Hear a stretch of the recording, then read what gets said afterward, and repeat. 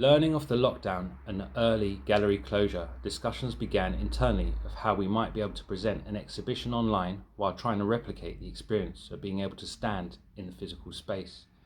The advantage we had internally was we were already building, designing for exhibitions, displays, and rehangs in gallery spaces using a piece of software called Exhibitor Pro that would allow teams across the gallery to plan where the artworks could go and how they would look in the space, taking data such as image sizes, credit lines directly from our collections database system.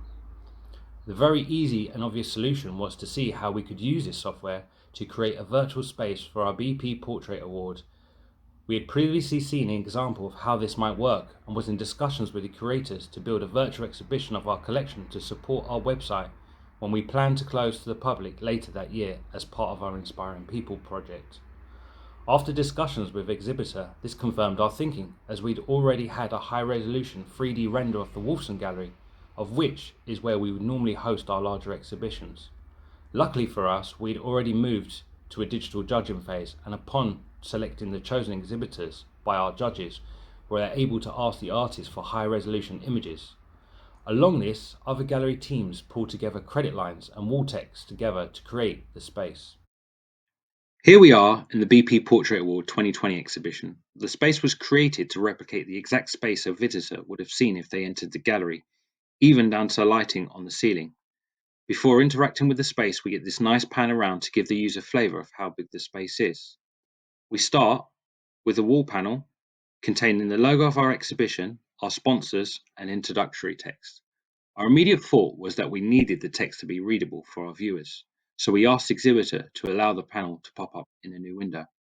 And this is what we're seeing here, with information about the exhibition, including the judges, prize winners, and social media info. There is an X in the right-hand corner to allow users to exit, just like this. There are many ways to navigate around the space on both desktop and mobile, either using a mouse to look around or simply your finger for touchscreen devices. There are pulsating white pads on the floor which can be clicked on to move your virtual self to that point, so you're able to view the collection of portraits on the wall that much better.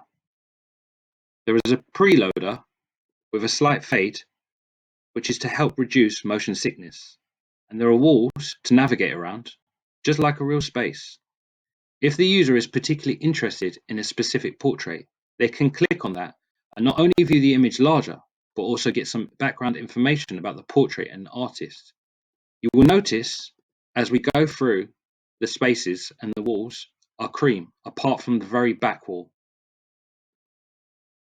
This was to highlight each year that we offer one lucky person the Travel Award prize, and this was all controlled in the software.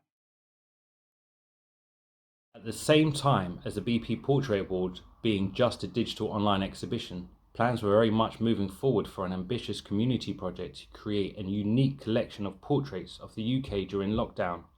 Hold Still was spearheaded by the Duchess of Cambridge and received over 31,000 people submitting images for the project. The final 100 chosen images were displayed on a project microsite which was developed in-house.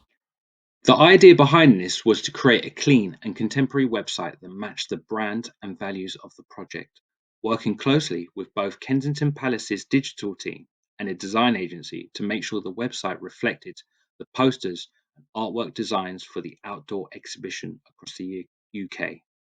Here is where the user would arrive to view the gallery works chosen to represent the exhibition.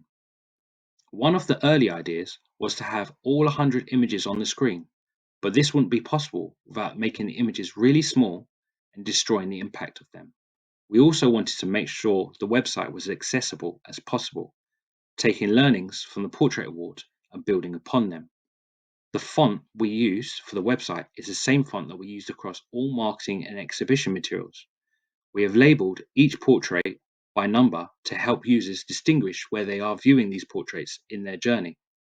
We have the images in a two-color format grid to allow the images to be impactful but not overwhelming. We also have them in a masonry format, which basically means less white space, and immediately start at the bottom of each image in the same column. Pressing on any of the images we are taken to a page that gives background information about what is happening in the portrait, which was written by the photographer themselves. You will see the complementary gold here is used throughout these pages, which reflects other non-digital formats and keeps design consistent. We found previously from the Portrait Award website, people were not happy pressing on one image, going back to view the full list, and then pressing on another, often confused by where they were.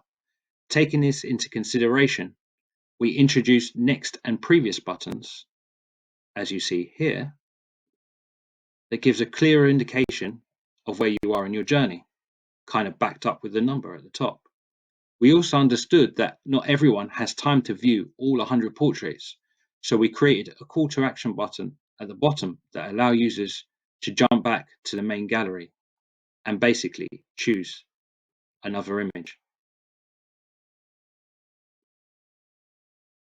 For the Photographic Portrait Prize 2020, we decided to approach the design using our learnings from the last two projects. As Kath mentioned previously in our evaluation of the last virtual exhibition we did, we realised there was a need to showcase this online, with 24% of visitors coming to our website to visit a virtual exhibition and half of them from being overseas, which meant it was a no-brainer to create this again, considering the positive feedback we had using this technology. The key was to take the positives to build upon and focus on the negatives and how we may be able to address them.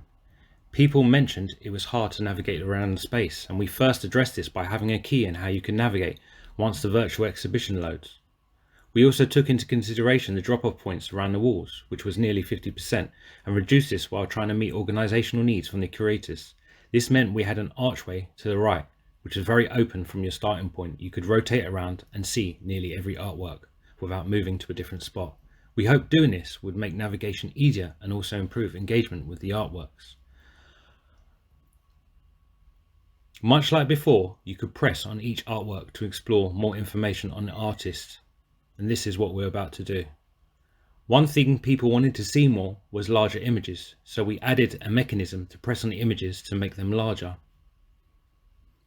Our visitors also mentioned the text was hard to read, and this was because we found out that the text panel for the Portrait Prize was actually an image and didn't function that well on very high resolution screens or mobiles. This time we made sure that it was built using standard text and would resize according to browser size, and for any text that was too long, we introduced a scroll bar. One of the key outcomes we wanted to do was increase the amount of people who voted for their favourite portrait, and this is why we introduced a call to action button below, allowing our users to simply do this. Coming across to the microsite that supported the virtual exhibition, we had a lot of feedback from our audiences with potential more simple technology that wanted to just view the portraits one at a time. We also wanted to capture people who found the virtual exhibition made them nauseous by offering a simple alternative to viewing and exploring the images. We set up a separate page that contained a grid of images to allow our users to digest the content in a more traditional way while keeping the design simple. We took our learnings from the Hold Still exhibition and created larger, more viewable images for greater impact. Pressing on one of the images, particularly a series of works, we are greeted with an images themselves, plus the text we saw in the virtual exhibition. When this was active, we had a form below to allow users to vote for their favourite artist. We also incorporated next buttons to allow simple navigation through each exhibitor, as shown here.